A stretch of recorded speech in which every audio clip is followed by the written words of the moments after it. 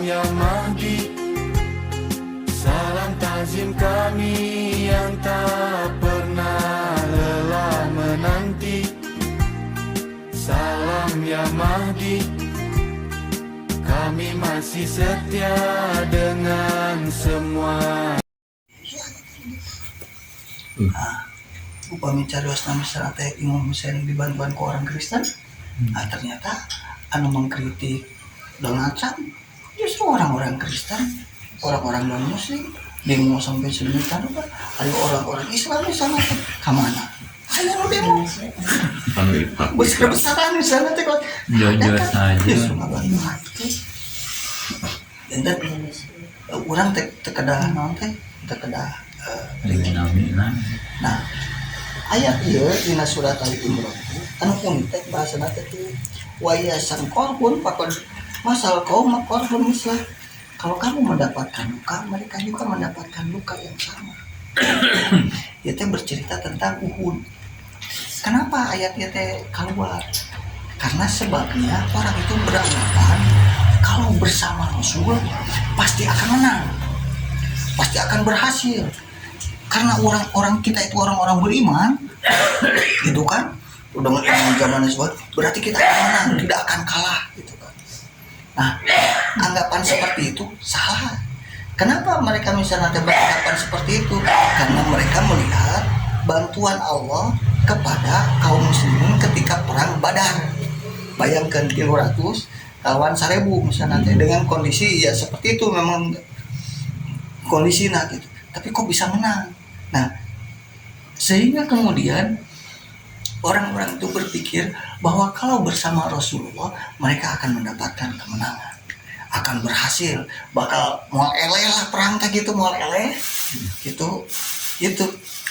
Mungkin sebagian kita juga akan beranggapan, wah, ayeuna misalnya teh sareng Iran saya ngomong pasti bakal menang gitu. Ketuk misalnya teh teh wafat Ayatullah Ali Manai satu acara misalnya teh saya Qasim Sulaiman, terus Hasan Nasrullah, terus misalnya ya terakhir misalnya yang paling besar bisa galihan mana orang-orang seperti itu kan pertanyaan nanti kurang pakai kieu sih gitu kan, pertanyaan nanti naon tadi ada soal anak terhadap fenomena itu adalah surat Al-Imran ayat 140 kayak bakal kasar. Hanya saja anggapan bahwa upami kurang bisa nanti Rasulullah bakal menang, senantiasa bakal mendapatkan kemenangan, itu yang salah, itu ngaco. Itu bahwa kita kenapa? Karena semuanya berjalan sesuai dengan hukum sunnatul. Itu misalnya Rasulullah bisa dalam persenjataan dengan orang kafir sama enggak? Ya. Sama, kan sama-sama pedang waktu itu. Jelas deh. Sama-sama pedang. Artinya tidak ada apa sesuatu yang gimana gitu berlebihan. Untuk kawas ayeuna misalnya teh di orang-orang misalnya teh anggai naon gitu kan, pemikiran misalnya ngomongin pesawat Iran bisa kawas gitu. Amerika gedung pesawat kayaknya sudah itu selesai. Gitu. Terus tapi apakah kemenangan itu selalu ditentukan misalnya oleh jumlah? Ternyata tidak juga. Al-Quran juga mengatakan kamen fiatin golabat kasih rotan diisi. Betapa banyak golongan yang sedikit mampu mengalahkan golongan yang besar. Akhirnya misalnya di mana di Madinah, kenapa bisa menang ketika Ahzab? Bahasa nanti Ahzab itu sekutu. Ahzab itu harus nanti kan sekutu. Itu bahasa koalisi. Ya kan di Al-Quran teh kan upami di bahasa Indonesia kan mah rada unik-unik kan. Bisa teh surat cerai gitu. Surat sapi, surat semut gitu kan, akhirnya surat sekutu gitu kan. Ya, akhirnya sekutu aja surat Al-Ahzab. Akhirnya kenapa bisa menang? Ternyata karena adanya strategi gitu. Nah, di antara strategi itu dengan kondak ya. Upami dina Uhud misalnya teh aya dina strategi di mana misalnya teh sebagian Rasul menyimpan tentaranya dibagi gitu sedemikian rupa dan kemudian bagian panah misalnya di atas dan tidak boleh untuk turun misalnya. Menang oke. Tapi kemudian karena ketidaktaatannya kemudian jadi. Nah, hiji eta terus kedua ayat kedua yang anggapan bahwa kalau bersama Rasul, kalau bersama imam dan sebagainya misalnya kita akan selalu menang, itu juga salah. Itu kan sudah enak Imam Ali kan kalah dengan Muawiyah. Imam Hasan kalah kapan dengan Muawiyah.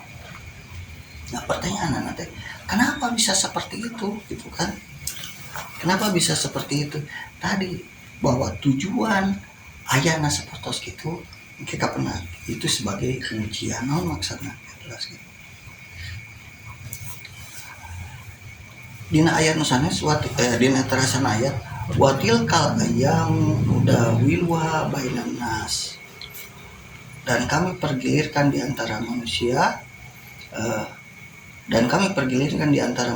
agar mereka mendapatkan pelajaran dan agar Allah dan ketos watil kal ayam udah wilwa bainan nas. Di dia teh dina tafsir tobat-tobani ala ayam di dinya teh mufradna teh kan yaum tuh hari nya dari terbit matahari sampai terbenam. Tapi oke di mana kan di dia teh tentang kejayaan atau kemenangan, bahwa Allah itu mempergantikan mulia ayeuna menang menguasai mungkin misalnya teh gentos di gunung sanes yang model misalnya teh kapungkur misalnya teh ya Persia kemudian jatuh ganti dengan Islam, bisa misalnya teh jatuh ganti dengan Barat misalnya gitu kan. Tah ayeuna zaman Barat lah, zaman Barat misalnya teh ayeuna Amerika misalnya itu berkuasa. Jantan pergantian seperti itu. Muda wilwa jantan bergantian. Kenapa terus nanti naon teu aya anu langgeng. Mata sapalina misalnya teh Ibnu Khaldun nyebatkan ya manusia itu generasi manusia itu ya seperti jauh ya umumnya. Jadi ayah masa lemah, kemudian ayah dewasa, kemudian sudah tua. Ya seperti hari gitu. Ayah waktu naik kalau caang, mengketos caang, suruh gitu. menurun gitu. Nah, dan ayah waktu seperti itu. Untuk semua kondisinya kapungkur oke merendi orang kapungkur ayah Majapahit, ayah Indonesia atau kapungkur ayah Majapahit, ayah kerajaan Pajajaran dan semuanya. Iya. Kami serang Firaun dan sebagainya seperti itu. Jantan selalu bergantian itu berbentuk. Jantan hendak kada ngaros kumaha gitu. Apakah ya Amerika itu akan berkuasa terus? Ya pada akhirnya kemudian hancur juga gitu kan. Semuanya akan berganti. Pertarosanana kangen naon. Liya'lamal ladzina amanu. Bahasa nate gitu. Jantan dipergantikan nanti ternyata liya'lamal ladzina amanu. Agar Allah itu mengetahui mana orang yang beriman. Dalam tina tafsir tobat-tobat ini bukan Allah tidak tahu maksudnya teh apa yang menjadi keiman pada dirinya itu kemudian teraktualisasi, nampak anu tadina tersembunyi jadi apal geuning kieu. Contoh bisa sederhana, bagaimana ayatullah Sayyidatul Hamani itu mencintai rakyatnya sedemikian rupa kalau tidak ada kan bahasa nanti kalau saya mau dibawa ke bunker mungkin bunker adalah buat rakyat, baru saya juga akan masuk ke bunker. Nah, pernyataan seperti itu tuh keimanan, kecintaan anak kepada masyarakatnya kan tersembunyi. Nah, itu kemudian ditampilkan. Itulah bukti keimanan anak gitu. Pas dalam kondisi kan tinggal pilihan dasarnya di situ kemudian dibuktikan siapa sebenarnya yang beriman dan siapa gitu. Maka dina sapalina postingan kan ketika Menteri Luar Negeri misalnya penasaran saya mujtaba bahasa nanti kenapa cina saya tertinggal cina sementara kawan-kawan saya sudah duluan gitu. Jadi mau ningali kadinya mah pandangan anak masyarakat secara umum misalnya ningali mereka itu tujuannya sudah ke akhirat gitu. Sementara si Trump akhir deh unik nah Gusti tanya. Jantan namanya sok dipasangkan nu hiji dengan kebaikan sebaik-baiknya ya seburuk-buruknya gitu tah. Misalnya teh Imam Ali sareng Ibnu Muljam gitu kan, Imam Husain misalnya sareng Yazid misalnya teh. Ayeuna aya Sayyidatul Hamani sareng Trump itu kan kontras gitu kunaon gitu diperlawankeunana teh kuno kontras gitu. Habis nah, begitulah Allah untuk memuliakan seseorang dipatrokan di kontras gitu. Nujin jujur nusina tuh kan ngomong. Tuh. Maksudnya teh liya'lamal ladzina amanu. untuk menguji orang yang beriman. Dengan kondisi seperti ini, dengan resiko misalnya teh ekonomi dan nyawa, pertaruhan siapa yang berjuang? Buktosna naon ayeuna? Tos ayeuna mah misalnya teh hilangkeunlah Sunni jeung Syiah geus pokona mah aya mah manusia we itu aya jelema misalnya teh ini menurut hukum internasional itu dilanggar. Kunaon cari-cing lain kan kitu sederhana. Tapi kan semuanya pada takut dengan ekonomi, takut dan sebagainya. Maka kayak misalnya teh narasi yang kemudian dikembangkan bahwa apa cina ibadah, cina amal dan sebagainya, betapa Saudi itu sangat baik gitu. Terus emang kenapa begitu? Emang Muawiyah itu memang untuk hal-hal yang sifatnya ritual itu aman gitu. Tapi kekuasaan dan kekayaan umat sama dia gitu. Kan lucu ya oke misalnya teh orang teh sadar gitu, bahwa misalnya masyarakat misalnya teh ibadah haji ngelakukan umroh dan sebagainya, sementara uangnya bisa dipakai ke Amerika misalnya teh ke Amerika kan gitu, ke Amerika ke investasi di situ kan gitu.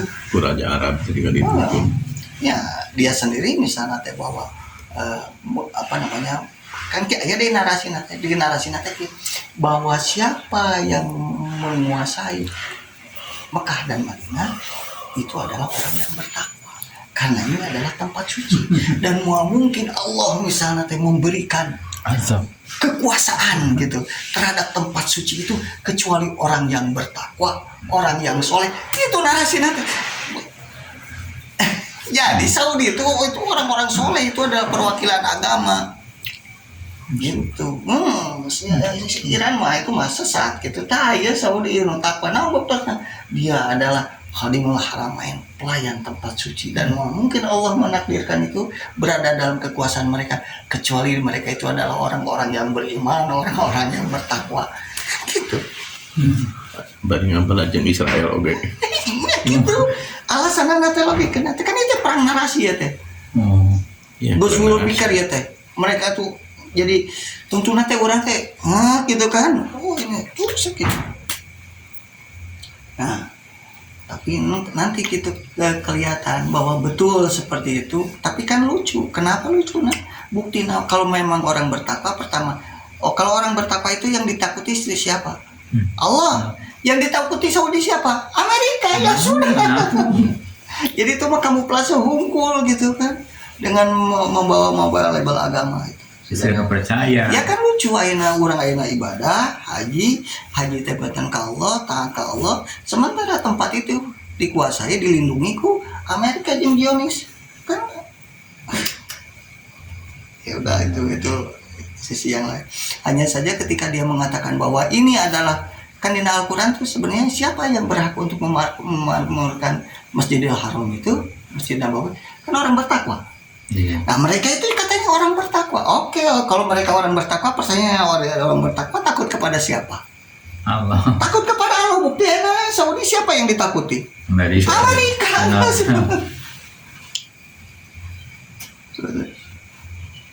Ini berarti bullshit itu begitu bahwa mereka itu orang bertakwa gitu. Terus dan tujuan Allah itu untuk menguji siapa orang yang beriman. Nah orang yang beriman tentu saja yang taat kepada Allah, yang mau mengorbankan jiwanya untuk Allah. Nah kajian dan ayana buktos siapa sebenarnya orang beriman dan siapa yang tidak. Terus pertarusan anak ya, kumaha dengan Amerikanya? Apakah Amerikanya itu akan hancur? Gitu. Upama ningali kamari aya demo, berarti cara ya mah pribadinya iya mah berarti lilat kene Amerika karena hancur teh. Kunaon masih kena yang demo kan, dan terbesar itu cina 8 juta demo ka Trump kan. Itu 8 juta ada apa sih? Berarti lilat kene Amerika akan hancur namun kieu. Kenapa? Karena pemeninggali karena janji Allah. Bahasa nate kieu wa ma kunna muhlikil qura illa wa ahluha zalimun. Kami membinasakan penduduk negeri dan tidak pernah kami membinasakan penduduk negeri kecuali penduduknya melakukan kezoliman. Terus dua wa makana buka liyahulikal qura bizulmin wa ahluha muslihun, dan Tuhanmu tidak akan membinasakan negeri-negeri secara zalim selama penduduknya orang-orang yang berbuat kebaikan. Muslihun itu sebenarnya orang-orang yang melakukan perbaikan.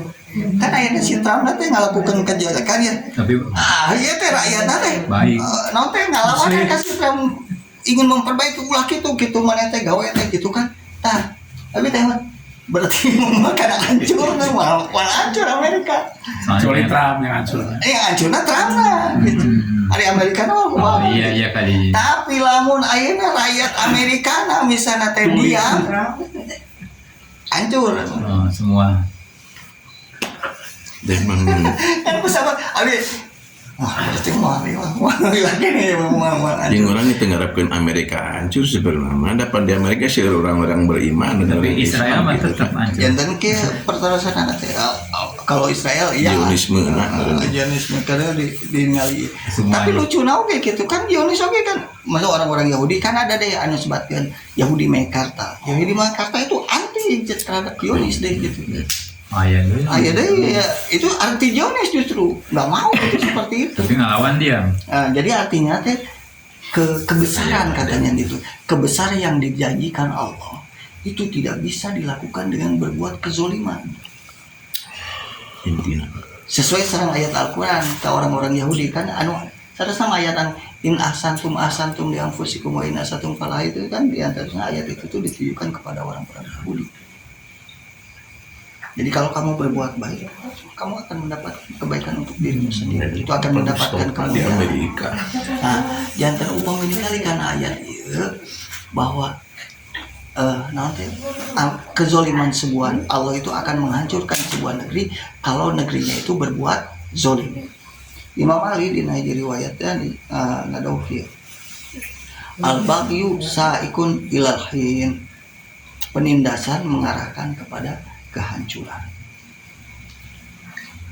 Ayeuna misalnya teh Yahudi melakukan penindasan, ya berarti dia menuju kepada kehancuran. Ya semua aja airan dong untuk berkuasa itu. Daras. Berarti Jagur itu. upami mengalihkan ayat ya berarti bahwa kekuasaan berganti dan sebuah kerusakan itu karena kezolimannya.